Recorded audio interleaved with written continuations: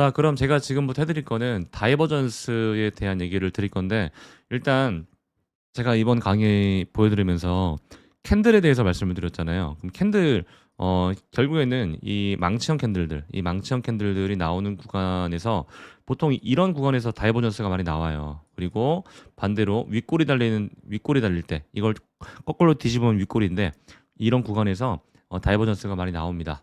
자, 자, 우선 좀 보도록 하죠. 자, 다이버전스가 뭐냐면, 자, 음, 캔들의 고점 혹은 저점과 그리고 보조 지표의 저점이 다르게 움직이는 경우를 우리가 다이버전스라고 합니다. 고점도 마찬가지입니다. 고점도. 근데 저는 저점을 많이 보고요.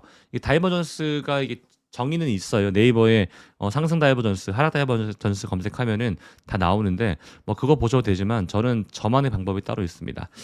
자, 우선 이 기준은요. 4시간 봉, 4시간 봉, 1봉, 그리고 30분 봉 모두 해당됩니다. 그러니까 나는 단타한다. 나는 좀 짧은 매매한다. 나는 추세 전환할 때 뭐 예를 들어 위로 올라가는 걸 뭐 꺾일 때 그때 숏을 잡고 싶다라고 하는 경우에도 저는 다이버전스를 보고 매매를 하고요. 바닥 잡을 때에도 아래에서 아래 꼬리 달고 올라올 때도 이 다이버전스를 봅니다. 자, 그러면 우리가 차트를 통해서 좀 볼 건데, 자, 대표적으로 이제 비트코인 차트를 좀 보면 될 것 같아요. 최근에 변동성이 워낙 심했기 때문에 다이버전스 패턴을 봅니다. 자, 또 이제 이런 질문이 있어요. 이게 종가가 있고 이게 캔들의 종가가 있고 그리고 꼬리가 있죠. 꼬리가 있잖아요. 그렇죠? 그럼 어떤 기준으로 보나요? 저는 종가 기준으로 봅니다. 종가 기준으로 저는 봐요. 자, 결국에는 이건 장중의 마무리이기 때문에 장중에 이거는 장중 4시간 기준에 이거는 최저가기 때문에 최저가는 안 봅니다. 그러니까 마감가를 봐요. 우리가 마감을 보는 이유는 매수와 매도가 싸워서 결국 이긴 친구가 그 자리를 선점을 하거든요. 그렇죠? 근데 우리는 종가를 본다. 캔들의 최저가가 아니고 종가를 본다라는 말씀을 드리면서 시작해 보겠습니다. 자, 우선 최근에 이제 1월 13일부터 나왔던 패턴을 볼게요. 자, 우선 여기서 제가 한 가지 좀 짚고 넘어가고 싶은 게 있는데, 자, 보조 지표는 많은 걸 볼 필요가 없습니다. 어차피 다 RSI나 MACD와 다 유사하게 움직이고요. 선행이냐 후행이냐 그리고 그 값에 따라 조금씩 다릅니다. 예, 뭐 다 달라서 저도 정말 많은 지표들을 봤고요. 결국에는 심플 이즈 베스트입니다. 예. 그냥 우리가 쉽게 접할 수 있는 보조 지표가 제일 보기 편하고요. 그걸 가지고 패턴화 시켜서 나한테 맞추는 게 제일 중요한 거지. 뭐 예를 들어 그런 영상들 많이 봤을 거예요. 뭐 1억으로 1,000억 만들었던 보조 지표. 이거 다 개소리입니다. 그것들은 다 본인 경험치인 거지. 그 지표만 보고 매매해서 1억으로 1,000억 만들었으면 지금 우리나라에 거지 한 명도 없어요. 다 부자입니다. 자, 그렇기 때문에 무슨 얘기를 드리냐? 내 걸로 만드는 게 중요하고 내 이 경험치가 중요하다라고 말씀을 드렸죠. 자, 그럼 여러분들이 할 거는 이번 강의를 듣고 반복 학습을 하는 게 이게 제일 중요해요. 항상 우리가 공부 잘하는 애들 보면 뭘 잘해요? 복습. 이거 되게 잘하죠. 자습 잘하고. 그러니까 본인이 좀 재밌어서 해야 항상 모든 것들을 잘하잖아요. 재미없으면 못합니다. 자, 그렇기 때문에 같은 맥락에서 이해하시면 될 것 같고요. 보조 지표는 RSI와 저는 MACD를 봅니다. 그리고 뭐 이동 평균선도 어쨌거나 보조 지표인데 일단 보조 지표의 좀 큰 맥락에서는 그냥 차트 안에 있는 친구라고 보고 그 중에 좀 집중하는 거는 RSI, MACD인데요. RSI는 모멘텀 지표, 모멘텀이 뭐예요? 재료. 예를 들어서 뭐 이번에 ETF가 상승할 때 이런 얘기 많이 들어봤을 거예요. 이번에는 ETF 모멘텀이 있어요. ETF라는 상승 재료가 있어요. 그러니까 그 지금 시장이 상승하는 근거가 되겠죠. 그걸 우리가 재료, 즉 모멘텀이라고 하고요. 그리고 MACD는 추세 지표라고 합니다. 그 RSI 같은 경우는 선행은 아닌데 우리가 선행에 속한다. 뭐 이렇게 표현을 하긴 해요.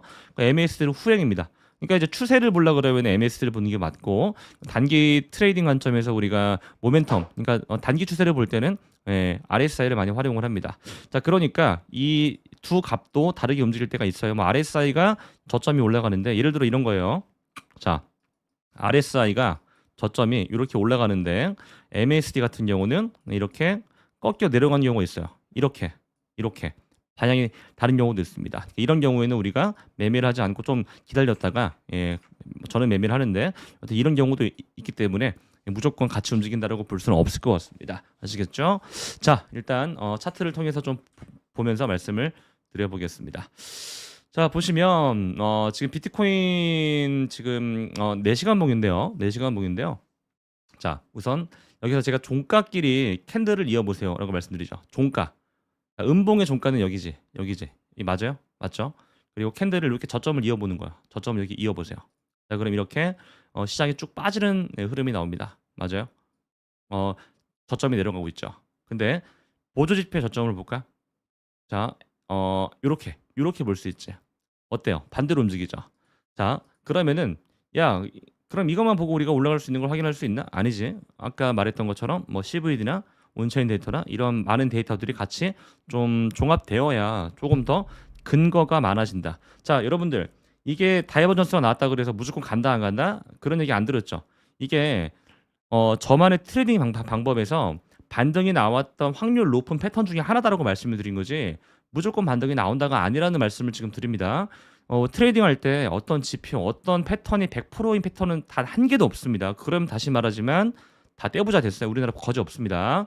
자, 그리고 이렇게도 볼 수 있어요. 자, 이렇게도 볼 수 있겠지. 자, 여기 보시면 이렇게 볼 수 있죠. 이렇게 볼 수 있어요. 고점과 고점 이어보니까 그냥 뭐 수평입니다. 그렇죠? 근데 여기 보니까 이렇게 빠지죠. 그리고 나서 급락이 나왔어요. 맞아요? 자, 또 볼까? 여기는 다이버전스가 안 보이고요. 여기도 안 보이고, 여기 보이네. 자, 요렇게 보자고. 요렇게 볼 수 있겠지. 자, 근데 이렇게 볼 수 있어. 이렇게 볼 수 있어. 그렇죠? 그리고 급등이 나왔어요. 그렇죠? 그리고 이 전 구간도 볼까요? 이 전 구간도 보시면 요렇게 볼 수 있겠지. 이렇게 볼 수 있을 것 같아요. 그렇죠? 근데 우리가 이렇게 봤을 때 다이버전스가 이렇게는 안 보여요. 그렇죠? 자, 그럼 이건 그냥 반등이 나왔다라고 보는 거고요. 자, 그리고 이 다음 구간도 볼까요? 이 전 구간도 보시면 이렇게 우리가 볼 수 있겠죠. 그렇죠? 근데 여기도 보시면은 자, 이렇게 가죠. 이렇게 가죠. 자, 요거 이해돼요? 제가 지금 이렇게 그어 두신 거 이해되시는 분들 이해 다 되죠? 이거 어렵지 않습니다. 어렵지 않아요. 그리고 MAC도 이어 보시면은 자, 요렇게 가거나 그렇죠? 그리고 MACD 같은 경우도 뭐 혹은 뭐 이렇게 꺾여 올라가기 전에 이런 흐름들이 나오거나 그렇죠. 이거 다 이해되실 겁니다. 이거 어렵지 않습니다. 보조 지표의 저점과 캔들의 저점, 캔들의 종가, 마감가의 저점을 이어보시면 답이 나온다는 얘기를 지금 드리고 있는 거예요. 자, 그러면은 우리가 지금 4시간 봉을 보고 있으니까 우리가 보통 1봉을 볼 때는요. 좀 긴 매매, 긴 호흡의 매매를 할 때 보통 1봉들을 활용하고요. 자, 그리고 4시간 봉을 통해서도 우리가 볼 때에는 뭐 중기 스윙, 그러니까 이 전반적인 추세가 꺾이는지 혹은 다시 뭐 올라가는지 이걸 볼 때 많이 본다라고 말씀을 드린 거예요. 자, 그럼 제가 앞전에서 볼 때 이런 다이버전스 패턴이 나왔을 때 항상 올라갔었다라고 말씀을 드렸었어요. 자, 그러면 이 전 구간도 한번 볼까? 자, 8, 9월 달이 다이버전스 패턴이 좀 많을 거예요. 확대해서 볼게요. 자, 이 8월 달입니다. 자, 보시면은 이렇게 볼 수 있겠죠. 이렇게. 자, 보시면 이렇게 볼 수 있어요. 그렇죠? 이렇게 볼 수 있는데 자, 해당 구간부터 보시면은 조금씩 꺾여 올라갑니다. 보여요? 보이고 이때는 MACD 같은 경우도 급하게 좀 반등이 나오고 있죠. 반등이 나오고 있어요. 자, 이렇게 MACD보다는 저는 RSI와 좀 괴리감을 좀 많이 보는 편인데 RSI가 아무래도 MACD가 좀 후행성을 띠다 보니까 RSI 저점 잡을 때는 RSI 기준으로 좀 저는 좀 많이 본다라고 말씀을 드리고 있는 거고요. 이 해당 구간에서도 마찬가지고요. 이 전 구간도 보시면 자, 시장이 이제 하락할 때를 좀 같이 볼게요. 자, 캔들의 이제 고점을 이렇게 한번 이어봅니다. 이렇게 한번 이어봐요. 이런 패턴들이 나오죠. 근데 이제 보조지표 같은 경우는 이런 패턴이 나오죠. 그렇죠? 그리고 나서 급락이 나옵니다. 급락이 나와 시장이 쭉 빠집니다. 이렇게. 그리고 이 전 구간 또 보시면 자, 이렇게 볼 수 있겠죠? 자, 이렇게 볼 수 있는데요. 그리고 또 이제 RSI의 저점을 이어보시면 이런 흐름이 나와요. 그리고 나서 급등이 나오고요. 그렇죠? 또 이 전 구간 또 있어요. 이런 구간들 되게 많기 때문에 여러분들이 이걸 활용을 많이 하시면은 아, 이렇게 지금 많이 움직였구나라고 볼 수 있는데요. 자, 여기도 볼게요. 여기도 보시면 고점을 이어보시면 이렇게 볼 수 있고요. 여기 고점을 이어보시면 이렇게 볼 수 있어요. 그렇죠? 다르게 움직이죠. 다르게 움직이죠. 그러다가 쭉 빠집니다. 그러니까 지금 현재 우리가 보는 구간들이 지금 작년 5월 달부터 하나, 둘, 셋. 제가 뭐 세세한 다이버전스를 안 볼게요. 좀 크게 보이는 것들만 하나, 둘, 셋. 뭐 그리고 앞에서 봤던 5개 정도를 봤는데요. 다이버전스의 신뢰도는 지금까지 매우 높은 상황이에요. 그렇죠? 네. 자, 그럼 우리가 이 상황을 보고 나서 이런 패턴들을 보고 나서 그럼 지금 과거와 좀 유사한 패턴이 나왔느냐? 나왔다. 그럼 과거는 어땠냐? 반등을 했다. 자, 그럼 이때 나왔던 또 추가적인 특징들은 어땠냐라고 봤을 때 뭐라 그랬어요? 아까 말했던 CV 데이터, 온체인 데이터를 좀 비교해 보면서 매도 압력이 약해지고 있구나라고 보는 거예요. 자, 그러면은 우리가 이제 이걸 좀 매매할 때 매매 타점에 대해서 많이 궁금해하시는 분들이 있는데, 자, 보통 급락이 나온 다음에 외바닥에서는 보통 잘 못 움직여요. 자, 보통 우리가 다이버전스 나올 때 많이 보이는 곳이 첫 번째 급락이 나온 다음에 여기서 첫 번째 포인트예요. 여기서 이제 보통 다이버전스가 걸립니다. 다이버전스가 이때 보통 첫 번째로 걸리고 보통 이게 외바닥에서 V자 반등에서 전고점 뚫는 경우는 흔치 않아요. 그러다가 다시 리테스트를 하죠. 이제 이때 많이 나와요. 이때 두 번째에서부터도 나와요. 1번과 2번. 그러니까 이걸 보고 우리가 중첩됐다. 중첩 다이버전스다라고 하는데요. 중첩 다이버전스라고 하는데 중첩이 되면 매우 높은 확률로 반등을 합니다. 반대로 중첩 다이버전스로 거꾸로 하락하게 되면은 이런 흐름이겠죠. 고점이 이렇게 가는 흐름이거나 혹은 고점이 이렇게 가는 흐름의 쌍봉 이중 고점 형태가 나옵니다. 자, 이거를 여러분들이 궁금해하시는 게 30분 봉에서 보여요? 15분 봉 보여요? 다 보인다고 말씀을 드렸어요. 다 보입니다. 자, 30분 봉을 통해서 뭐 보시더라도 이건 더 잘 보여요. 더 잘 보이기 때문에 여러분들이 한번 쭉쭉 한번 그어 보시면 딱 답이 나오는데, 자, 이렇게 볼 수 있겠죠? 이렇게 볼 수 있어요. 자, 근데 이렇게 볼 수 있죠. 이렇게 보이죠.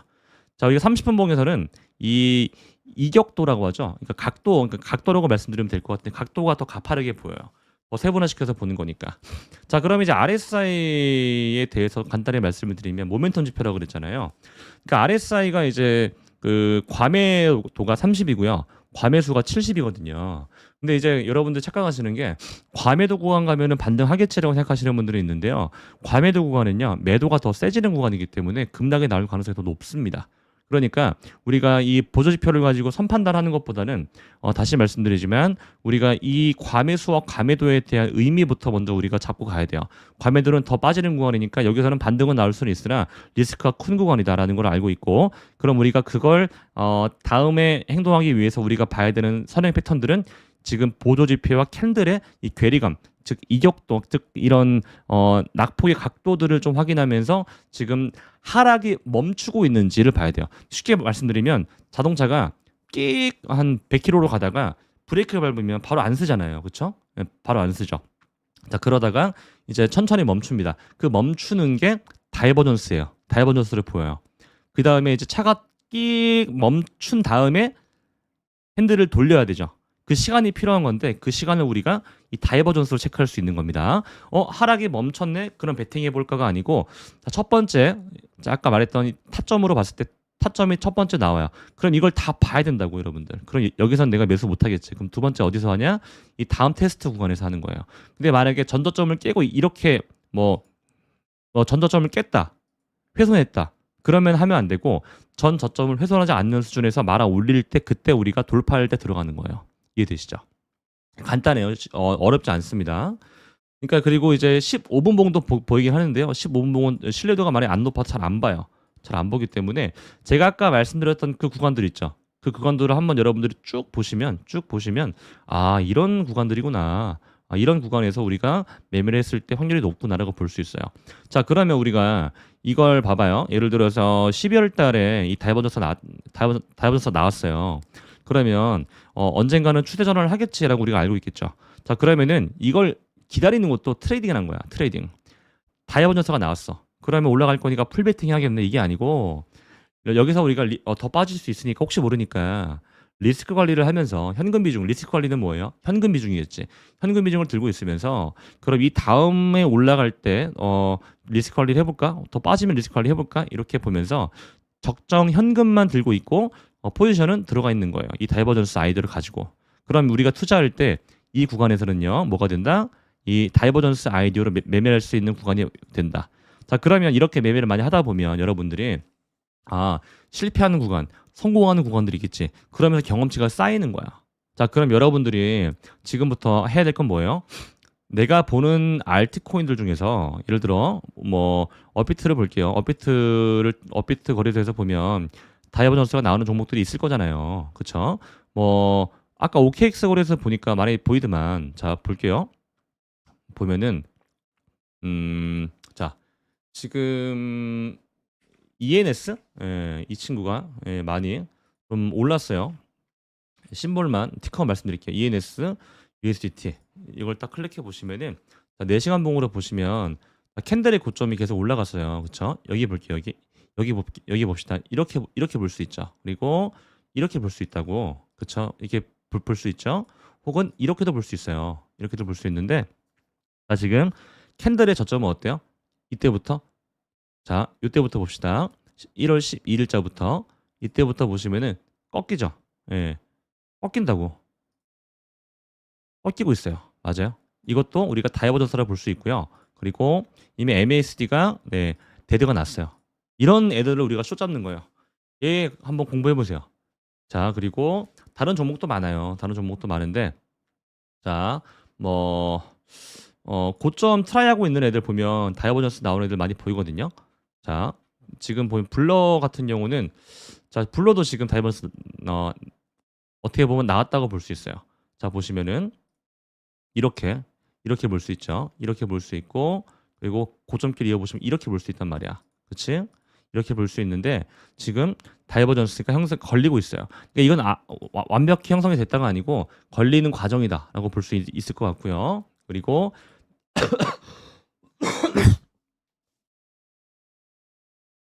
다른 친구들 보시면 제가 보이는 애들만 좀 말씀을 드려볼게요. 자, 급등 나온 애들 위주로 좀 보긴 해야 될 것 같은데 월드코인도 최근에 급등 나왔었죠. 이때 한번 볼까? 이때 한번 보시면은 이때도 마찬가지야. 자, 아까 제가 이격에 대해서 말씀드려요. 각도. 자, 이렇게 가파르죠. 근데 가파른데 자, 보조 지표를 봤을 때 얘는 거의 수평이란 말이야. 수평. 그치? 이건 지금 모멘텀이 죽고 있다는 뜻이야. 모멘텀이 죽고 있다는 뜻이거든요. 그러면은 뭐 바로 급등이 나오고 안 나오고 중요한 게 아니고 보통 급락이 나오는 게 아니고 시간이 좀 걸리면 급락이 나와요. 근데 이게 한 개 캔들이 4시간짜리니까 이 급락 나올 때까지 되게 불안했겠지. 숏 잡은 사람들은. 그쵸? 이 다이버전스 보고. 다이버전스를 보고 매매할 때가 보통 이제 1월 18일 아마 이쯤일 거란 말이지. 이쯤일 거예요. 그러면 이거를 반등하는 거 다 버티고 나서 이걸 먹는 거야. 이해되시죠? 그러니까 무슨 얘기냐면은 다이버전스가 걸리는 건 시장에 대한 변동성이 즉 추세가 바뀔 거다라고 지금 얘네가 야 이제 우리 차 돌릴 거야라고 말하는 건데 이거를 기다려야 된다는 거야. 근데 투자라는 거는 이걸 기다리는 것도 가장 중요한 가장 좀 지루하지만 우리가 견뎌내야 될 트레이더들의 숙명이라는 겁니다. 이해되시죠? 자, 일단 이렇게 말씀을 드렸고요. 이게 제일 중요한 게 여러분들 결국 이걸 내가 어느 정도 배우더라도 경험치가 제일 중요해요. 근데 경험치를 어떻게 쌓냐? 매매를 통한 그리고 혹은 분석을 통해서 하는 게 제일 좋고요. 매매를 통해서 하면은 내가 처음 하니까 돈을 많이 잃을 수 있잖아요. 많이 수익을 못 볼 수 있잖아요. 그렇기 때문에 내가 한 5만 원 가지고 5만 원으로 100번 정도 유사 패턴 구간의 종목을 찾아서 매매 일지를 쓰세요. 내가 왜 실패했는지, 내가 이걸 감정 때문에 실패했는지, 혹은 뭐 내가 너무 선판단해서 들어간 건지. 그러면은 나한테 잘 맞는 구간이 나옵니다. 아시겠죠? 나한테 잘 맞는. 제가 뭐라 그랬어요?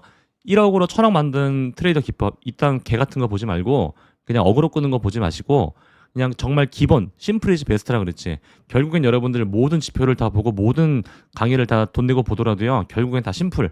가장 여러분들께 잘 맞는 게 있습니다. 저는 그게 MASD랑 RSI 아니고요.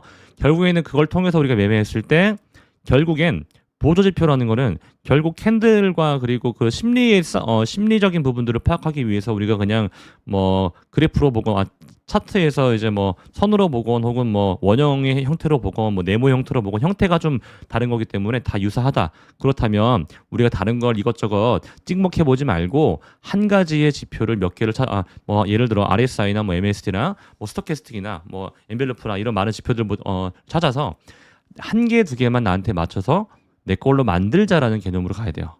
그래야 여러분들이 분석할 때 데이터가 쌓입니다. 데이터. 이게 분석이라는 게 결국에는 데이터가 쌓여야 돼요. 쌓여야 된다. 근데 여러분들은 이 데이터를 못 쌓습니다. 왜? 이것저것 유튜브 다 보면서 돈 되는 거는 다 하려고 그래요. 당연히 안 되지. 실패 이유가 그거예요. 예. 자, 일본에 가면은 초밥 장인들이 많죠. 근데 그 양반들은 우동만 만들고 초밥만 만들지. 근데 백종원 씨가 뭐라 그래요? 백종원 그 대표님께서 야 메뉴 많이 하지 마라. 사람 헷갈리고 그리고 이렇게 많이 하면 집중 안 된다라고 하죠. 똑같아요. 세상 이치는 다 똑같아. 여러분들 항상 말하죠. 세상 이치는 똑같다. 우리가 이제 엄마 아빠 저는 이제 아빠니까 애한테 뭘 가르쳐요? 야 이거 연습하자. 연습이라고 그러잖아. 이거 해봐. 안 돼도 해봐. 연습해. 실패를 해봐야 돼. 근데 여러분들이 가장 싫어하는 건 실패. 왜? 우리나라 인식이 그럽니다. 실패하면은 인생 낙오자처럼 보고. 그러니까 실패에 대한 두려움을 없애세요. 그래서 5만 원 가지고 100번을 해보고요. 그리고 이 분석, 이 데이터가 쌓여야지만 여러분들께 됩니다. 데이터가 안 쌓이면 여러분들께 아닙니다. 한 번, 두 번, 세 번, 네 번 했는데 맞았어. 그래서 이거면 내가 1억 가지고 10억 만들 수 있을 것 같은데 들어갑니다. 그럼 감정이 들어가요. 예, 그렇죠? 그러니까 이거를 훈련을 하셔야 돼요. 훈련을 해야지만 내게 됩니다. 자, 오늘 강의 여기서 마무리하고요. 방송은 이어갑니다.